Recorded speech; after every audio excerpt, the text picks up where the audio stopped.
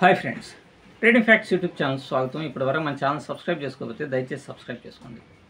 చాలామంది స్టాక్ మార్కెట్కి సంబంధించినటువంటి అనేకమైనటువంటి విషయాలని ఇక ముందు చాలా కోణాల్లో ఎనాలిసిస్ చేయడం అనేటువంటిది, నంబర్ ఆఫ్ ఆర్టికల్స్ అన్నీ కూడా తీసుకొని రావడానికి నా వంతుగా ప్రయత్నం చేస్తాను. ఇక్కడి నుంచి మన యూట్యూబ్ ఛానల్ చాలా కొత్తగా ఉంటుందంటంలో ఎటువంటి సందేహం లేదు. సరే, ఫస్ట్ ఆఫ్ ఆల్ స్టాక్ మార్కెట్లో చాలామంది ఫెయిల్ అయిపోతూ ఉన్నారు.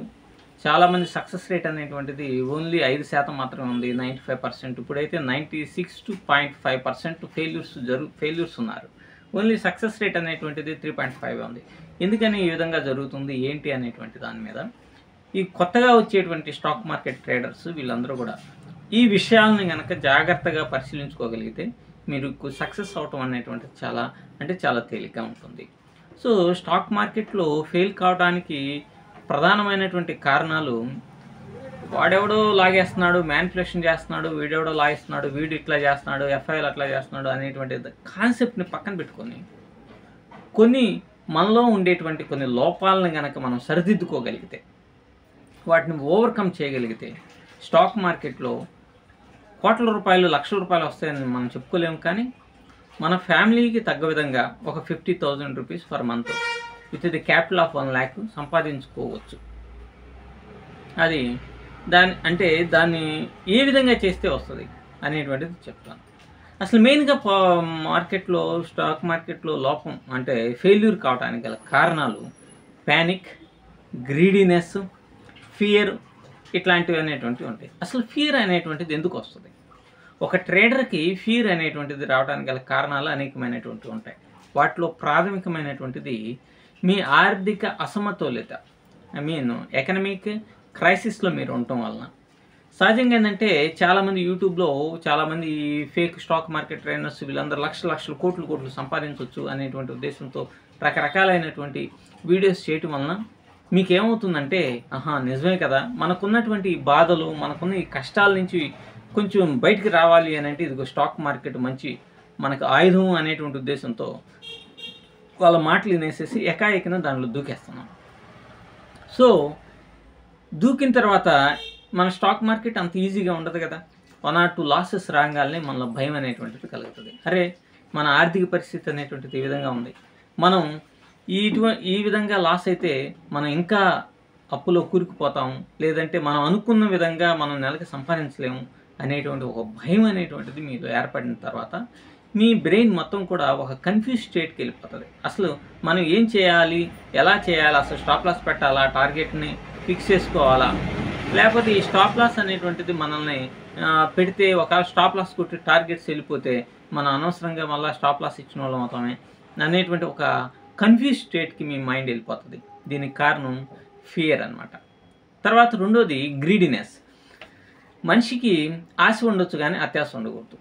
అంటే ఆశ అంటే ఇక్కడ మనం కొంత డబ్బులు సంపాదించుకుందాం, మనం నెలకు ఒక 20,000 సంపాదిస్తున్నాం, దీనికి సపోర్టివ్గా ఒక 5,000 రూపాయలు, 10,000 రూపాయలు స్టాక్ మార్కెట్ నుంచి మనం సంపాదించుకుంటాం అనేటువంటి ఒక ఆశ ఉండటం మంచిది. కానీ కొద్దిమంది తిక్క వెధవలు ఏం చేస్తారంటే యూట్యూబ్ ప్లాట్ఫామ్లో ఫేక్ స్టాక్ మార్కెట్ ట్రైనర్స్ డబ్బుకి చెట్లుగా డబ్బులు కాస్తున్నాయని, కోట్ల రూపాయలు సంపాదించవచ్చు అని, బంగారు నిధులని బోడీ బొంగడం అనేటువంటి వీడియోస్ చేసి ఆ థంబ్నెయిల్స్ చూసి వీళ్ళు ఏం చేస్తారు, మనకు వస్తుంది 20,000 రూపాయలు, 5,000 రూపాయలు కాదు మనకి సైడ్ ఇన్కము, అదే 50,000 లక్ష రూపాయలు సంపాదించాలి, వాడు చెబుతున్నాడుగా కోట్లు వస్తున్నాయని, కోట్లు కాకపోయినా లక్షలైనా సరే రావాలి అనేటువంటి ఉద్దేశంతో అసలు వీళ్ళు బేసిక్ ప్రిన్సిపల్నే మర్చిపోయేసి ఈ స్టాక్ మార్కెట్ జర్నీకి వస్తున్నారన్నమాట. సో ఇది చాలా రకాలుగా ఈ ట్రేడర్స్ యొక్క కెరీర్ని నాశనం చేస్తుంది అంటుంది, ఎటువంటి సందేహం లేదు. Infiltrations makes big. మీకు తెలుసు కదా, ప్రవాహం అనేటువంటిది మెల్లమెల్లగా స్టార్ట్ అయ్యే మహాప్రవాహం అవుతుంది, కానీ ఒక్కసారిగా మహాప్రవాహాన్ని ఈ స్టాక్ మార్కెట్ జర్నీలో మనం నెలకొల్పలేము. తర్వాత ప్యానిక్, భయం. సరే, ఫియరు, ప్యానిక్ ఇవన్నీ కూడా సేమ్ థింగ్స్ వస్తాయి. ఇంపేషెన్సీ, అసలు వీళ్ళకి ఇంపేషెన్సీ అంటే సహనం అనేటువంటిది లేకపోవటం.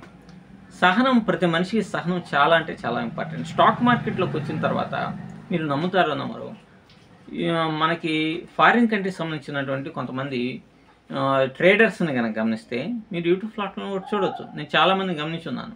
అలా అయితే వాళ్ళు ఒక్కొక్క ట్రేడ్ తీసుకోవటానికి దాదాపుగా ఒక ట్రేడ్ తీసుకోవటానికి 7-8 గంటలు, 10 గంటలు, 12 గంటలు కూడా వెయిట్ చేస్తారనమాట. ఒక ట్రేడరు పేరైతే మర్చిపోయాను. అతనైతే అసలు అలారం పెడతాడు. ఆ ప్రైజ్ని టిక్ అయినప్పుడు మాత్రమే ఇతనికి అలారం మోగుతుంది. అప్పుడు లేసేసేసి అప్పుడున్న పొజిషన్ బట్టి ఎంట్రీ తీసుకుంటాడు. సో ఒక పేషెన్సీ అనేటువంటిది ఉంటేనే స్టాక్ మార్కెట్లో మనం సక్సెస్ కాగలుగుతాం. కానీ మనం ఏం చేస్తాం, 9:15 కల్లా కూర్చొని అసలు 9:15కే ట్రేడ్ తీసుకోవాలి అని గట్టిగా ప్రయత్నం చేస్తాం అనమాట. అంటే మీ స్ట్రాటజీకి అనుకూలంగా ఈ ఎంట్రీస్ వస్తున్నాయా రావట్లేదా, లేకపోతే మీ స్ట్రాటజీ వాస్తవంగా ఇక్కడ వర్కౌట్ అవుతుందా లేదా, లేకపోతే అసలు మార్కెట్ స్ట్రక్చర్ ఎలా ఉంది అనేటువంటి ఇవన్నీ ఏం చేయకుండా స్టార్టింగ్లోనే అంటే మనం ముందుగానే కొన్ని వీడియోస్ చూస్తాం. అసలు నేను చెప్పేది ఏంటంటే మీరు అసలు యూట్యూబ్ వీడియోస్ చూడబాకండి, అనాలిసిస్ వీడియోస్ అసలు చూడొద్దు. ఎందుకు చూడొద్దు అంటే మీ మైండ్ మీ స్ట్రాటజీ ప్రకారం అక్కడ బై చేయాలి అనేటువంటి కాన్సెప్ట్ వచ్చిందనుకోండి, మీ స్ట్రాటజీనే అనుకోండి, అక్కడ మీరు ఎంటర్ గారు. ఎందుకని ఎంటర్ గారు? యూట్యూబ్లో లాస్ట్ నైట్ ఎవడో మేధావి చెప్పినటువంటిది ఈరోజు సెల్ సైడ్ ఉంటుంది అని చెప్పేసి చెప్పుంటాడు. అది మీ బ్రెయిన్లో మోగుతూ ఉంటుంది. కాబట్టి అరే ఆడు సెల్ అని చెప్పాడే, మనం ఇక్కడ బై తీసుకుంటే మనకి బొబ్బు గట్టిద్దేమో అని మీ స్ట్రాటజీని ఇంప్లిమెంటేషన్ చేయడంలో రాంగ్ అయిపోతుంది. అంటే ఇక్కడ స్ట్రాటజీ అంటే పేషెన్సీ అనేటువంటి సహనం అనేటువంటిది ఉండదు. మీ స్ట్రాటజీ మీద మీకు నమ్మకం ఉండదు. ఎప్పుడైతే సహనాన్ని కోల్పోతారో మీలో మీ స్ట్రాటజీ మీద మీకు నమ్మకం ఉండదు. వాడో వీడో ఏ గొట్టంగాడో చెప్పినటువంటి ఆలోచనలకు అనుగుణంగా మీ యొక్క మైండ్ ఎగ్జిక్యూట్ చేయడం మొదలెడుతుంది. దీని ద్వారా విపరీతంగా నష్టపోయేటువంటి ప్రమాదం ఉంటుందన్నమాట.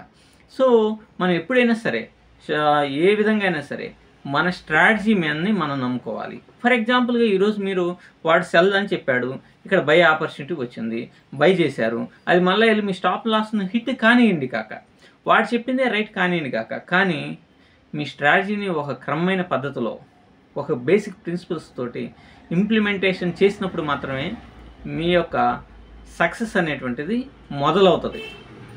సక్సెస్ వచ్చేది, సక్సెస్ మొదలవుతుంది. ఇది స్టాక్ మార్కెట్లో మీ స్టాప్ లాస్ పెట్టడం కానీ, మీ స్ట్రాటజీని వర్కౌట్ చేయడం కానీ, మీ స్ట్రాటజీని మీరు అనుకున్న రీతిలో ఇంప్లిమెంటేషన్ చేయడం కానీ, ఇవన్నీ కూడా మీ బ్రెయిన్కి ట్రైన్ కావడానికి ఇట్ టేక్స్ 3 to 6 months.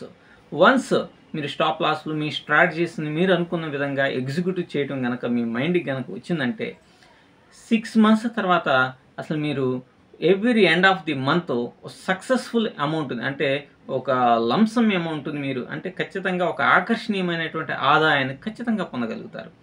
ఇవన్నీ లేకుండా వాడు చెప్పింది ఇటు చెప్పింది ఎట్లా గందరగోళాన్ని బ్రెయిన్లని కనుక ఏర్పాటు చేసుకుంటే ఎప్పటికీ కూడా స్టాక్ మార్కెట్లో మీరు ₹1,00,00,000 పెట్టినా కూడా ₹10 బిల్లను కూడా తిరిగి సంపాదించలేరు. ఆ ₹1,00,00,000 కూడా పోయేటువంటి ప్రమాదం ఉంటుంది. కాబట్టి బీ కేర్ఫుల్. మీరు ఈ ఫియర్ని, ఇంపేషెన్సీని, అలాగే స్ట్రాటజీ ఇంప్లిమెంటేషన్ని వీటన్నిటిని జాగ్రత్తగా ట్యాకిల్ చేసి వాటికి ఒక పర్ఫెక్ట్ అయినటువంటి మెథడ్ని కనుక మీరు అప్లై చేయగలిగితే స్టాక్ మార్కెట్లో మీకంటే పిస్తా ఇంకోటి ఉండడు. Thank you.